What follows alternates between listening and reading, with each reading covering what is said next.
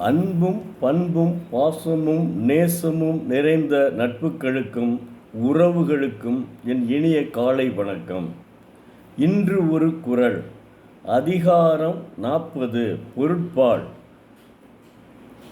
கல்வி. குறள் எண் 392. எண்ணென்ப ஏனை எழுத்தென்ப இவ்விரண்டும் கண்ணென்ப வாழும் உயிர்க்கு. எண் என்ற சொல்லும் எழுத்து என்று சொல்லப்படுவதும் ஆகிய இருவகை கலைகளையும் வாழும் மக்களுக்கு கண்கள் என்று கூறுவர்.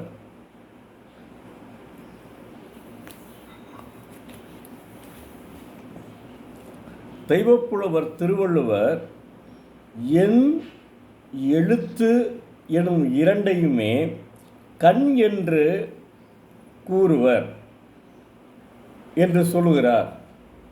உதாரணமாக, ஒருவன் பிறவியிலேயே கண் பார்வை இல்லாதவனாக பிறக்கிறான். சான்றோர்கள் என்ன சொல்லுவார்கள் என்றால், அரிது அரிது மானிடராய் பிறப்பது அரிது, அதிலும் கூன் குருடு இல்லாமல் பிறப்பது அதைவிட அரிது. அப்படி அத்தகைய மனித பிறவி கண் பார்வை இல்லை என்றால் அவன் இந்த உலகத்தையே பார்க்க முடியாது. இறைவன் மற்ற எல்லாவர்க்கும் கண்ணை படைத்துள்ளான். கண் இல்லாதவன் என்ன செய்ய முடியும்? உலகமே என்னவென்றே தெரியாது.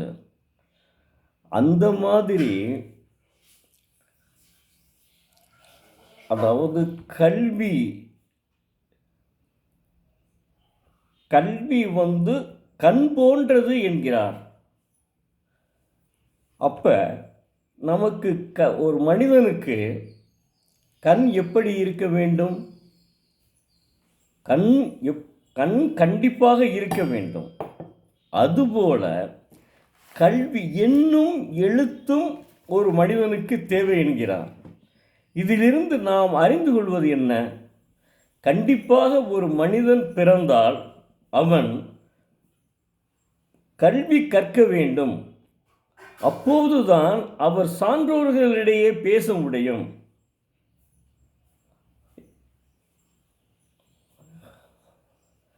இல்லை என்றால் என்னாகும்? கண் இல்லாதவனைப் போல, கல்வி அறிவு இல்லாதவன் கண் இல்லாதவன் போல அவன் காணப்படுவான் என்கிறார். இதுதான் உண்மையான இது. அதனால தான் இப்போ என்னையே எடுத்துக்கிறேங்க. நான் இன்னும் அடுத்தவங்களை போக விரும்பலை. என்னையே எடுத்துக்கிறேங்க. உண்மையிலேயே எனக்கு இந்த கலைமகளினுடைய கல்வி இருந்ததனால்தான் வாழ்க்கையில் முன்னேற முடிந்தது. நான் ஒரு பெரிய செல்வந்தர் கிடையாதுங்க. ஆனால் இன்றைக்கு என்னுடைய குடும்பத்தை காப்பாற்றக்கூடிய அளவிற்கு நான் இருக்கிறேன் என்றால் அது என்னுடைய கல்வி தான். காலையில் என் அம்மா என்னை 5 மணிக்கெல்லாம் எழுப்பி விடுவார்கள். கிராமத்திலே பிறந்தேன். எழுப்பி விடுவார்கள். காலையில் எழுப்பி காப்பி போட்டு கொடுத்துவிட்டு அவர்கள் வேலையை ஆரம்பிப்பார்கள். நான் உடனே படிக்க ஆரம்பிப்பேன். இது எப்போ ஒரு 5ஆம் வகுப்பிலிருந்து தொடர்ந்து நடந்து கொண்டிருந்தன. அதனால்தான் நான் ஓரளவு நன்றாக படிக்க முடிந்தது. கல்லூரி அளவிலே போக முடிந்தது. அதாவது அரசு கலைக்கல்லூரியில் சேர்ந்ததனால் அந்த அரசு கலைக்கல்லூரியினுடைய பேராசிரியர்கள் மிக மிக திறமையானவர்கள். அவர்களெல்லாம் மறக்க முடியும். எல்லாருமே எனக்கு அந்த அரசு கலைக்கல்லூரியிலே நான் அரசு கலைக்கல்லூரியிலே சேர்ந்து விட்டோமே என்று மனம் நொந்தேன். ஆனால் அந்த அரசு கலைக்கல்லூரியில் பணிபுரிந்த பொருளாதாரத்தில் ஆங்கில மொழியில் படித்தேன். அந்த பொருளாதாரத்தில் படிக்கும்போது அதனுடைய தலைவர் அதாவது பொருளாதாரத்துறை தலைவர், அவரும் சரி, உலகத்தையே பொருளாதாரத்தை ஆட்டி படைப்பார், அவரும் சரி. அதற்கு கீழே எங்கள் இதில் ஆங்கிலத்திலே மாடர்ன் எக்கனாமிக் டெவலப்மெண்ட் என்று சொல்வார்கள். அதில் ஒரு 4 கண்ட்ரிகள், Russia, America, United Kingdom, Japan, இந்த 4 கண்ட்ரிகளும் 4 நாடுகளும் எப்படி முன்னேறின என்பதை அவர்கள் உள்ளே நுழைந்த உடனே, my dear students, that is only word. மற்றவை எல்லாமே அவங்க பேசுகிறது ஆங்கில மொழியில் தான். ஏன்னா ஆங்கிலத்தில் தான் மீடியம் நான் எடுத்திருந்தேன், பொருளாதாரம். அப்போ அருமையாக அவர்களுடைய கருத்துக்கள்லாம் பார்த்திங்கன்னா பேசிக்கிட்டே இருக்கையிலையா அவ்வளோ அற்புதமாக இருக்கும். இன்னமும் எனக்கு கல்லூரி ஞாபகம் தாங்க ரொம்ப பிடிச்சிருக்கு. நான் இவ்வளவு சம்பளம் வாங்கி இன்றைக்கி பென்ஷன் வாங்கிட்டுருக்கேன் நிறையா.